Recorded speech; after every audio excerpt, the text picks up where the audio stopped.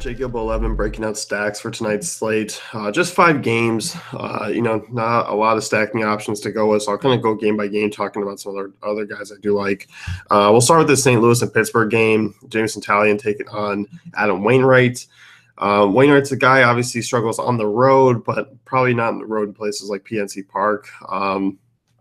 Lefties are usually where you can get him at 351 WOBA allowed, 189 ISO allowed, 31% line drive rate. Josh Bell, Adam Frazier, the only two lefties that really draw any interest. I know McCutcheon has some decent numbers off of Wainwright in his career, but Pirates bats, I mean, the outfielders are intriguing in terms of being different. Josh Bell, this first base slate is really weak, so Josh Bell's an interesting way to go in terms of GPPs. Adam Frazier is as well. Not a ton of power in this lineup. Bell's the highest ISO on the team, 228 against righties. Strikeout rate's pretty moderate, 20.2%. So he's an interesting one to go up against Wainwright with. On the St. Louis side, Taillon really doesn't, present a ton of power upside.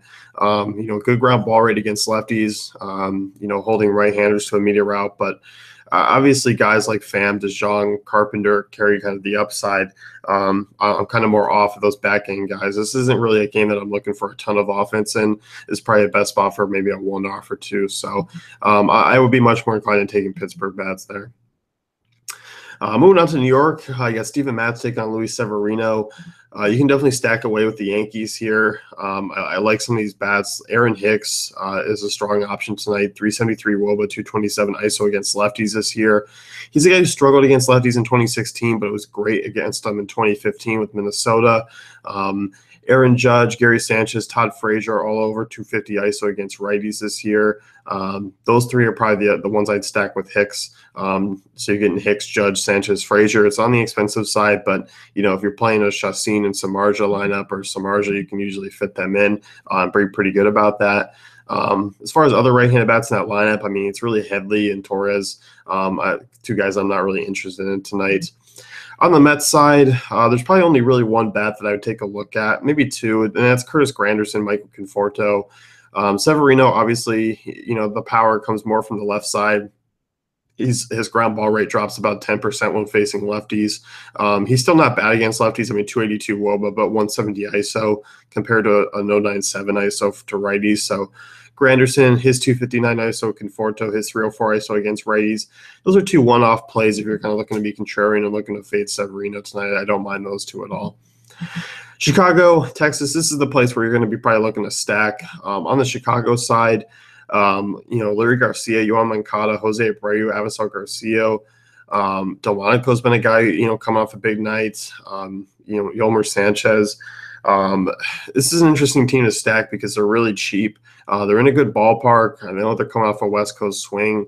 Tyson Ross has been, pretty pedestrian this season. He's not going long into games. He's not striking a lot of guys out.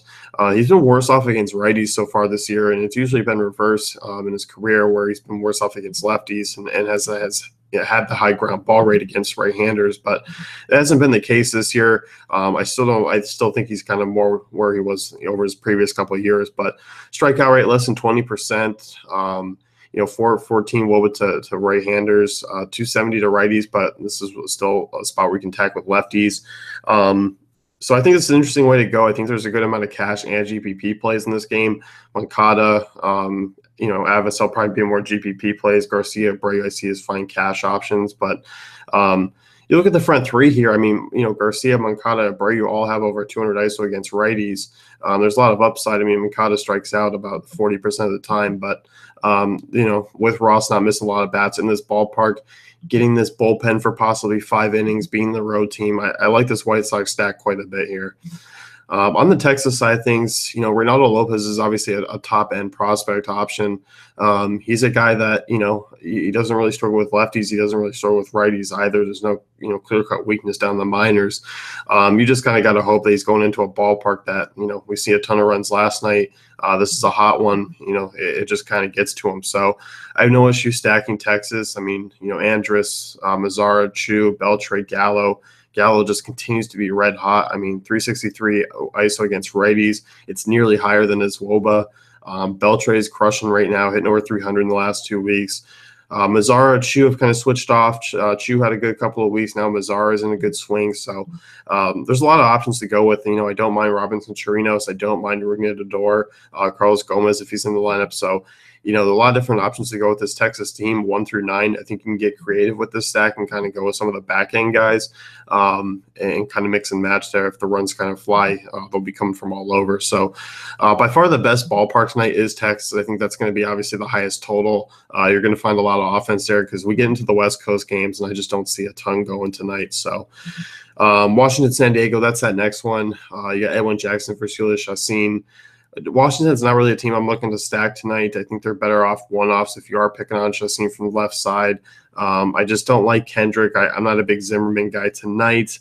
Rendon, I know those guys all hit righties well, but Chacin's just been better off at home. He rolls a ton of ground balls, doesn't really allow a lot of home power in that ballpark. So I'm kind of off Washington stack. I would actually be much more intrigued with San Diego. San Diego, Edwin Jackson, 368 wOBA to righties, 335 wOBA to lefties.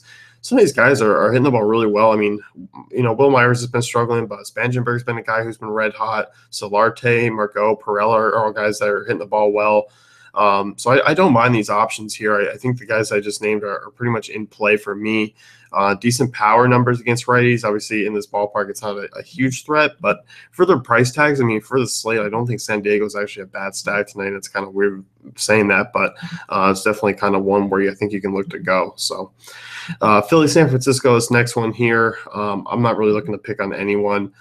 Samardzija, obviously, his struggles do come with lefties a little bit more than righties. 336 wOBA, 232 ISO allowed this year. If you wanted to be different, if you wanted to be far out there, Cesar Hernandez, Freddie Galvis, Nick Williams, interesting stack there.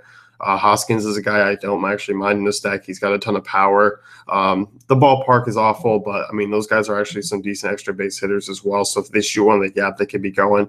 And expect Samardzija to be popular tonight. He's one of my favorite options, but I won't be stacking the Phillies, but if you're building multiple lineups and you want to do it to be different, I'm okay with it. On the Giants side, there just really isn't enough power to consider stacking. I just don't even like one-offs. Nola's been one of the best pitchers in baseball over the last few months. Buster Posey is probably the only one that I actually trust doing something off him. Outside of that, I just don't like anyone. So definitely don't stack Giants. That's going to wrap things up. You can know Dave, FantasyCafe.com. Check out great tools and content.